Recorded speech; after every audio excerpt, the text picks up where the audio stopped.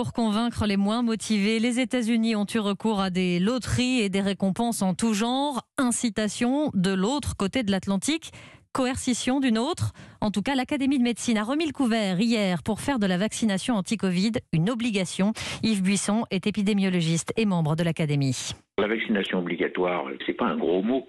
On a des vaccins obligatoires.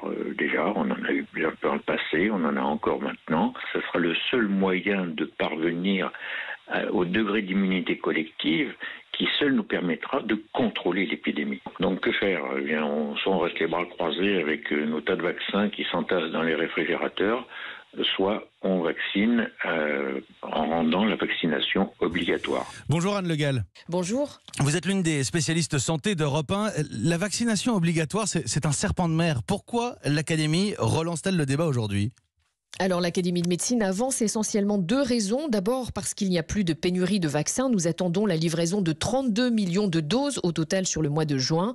Et ensuite parce que, selon l'Académie, le dynamisme de la campagne vaccinale risque de se heurter dans les semaines qui viennent aux réticences de certains qui hésitent encore à se faire vacciner. L'Académie redoute que l'on plafonne bien en dessous des 90% d'adultes ou 80% de Français vaccinés, qui serait le niveau nécessaire pour atteindre l'immunité collective.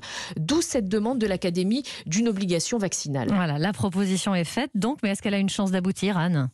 Alors ce n'est pas du tout la position du gouvernement jusqu'ici. Depuis le début, la campagne vaccinale est basée sur le principe du volontariat, même pour le personnel soignant.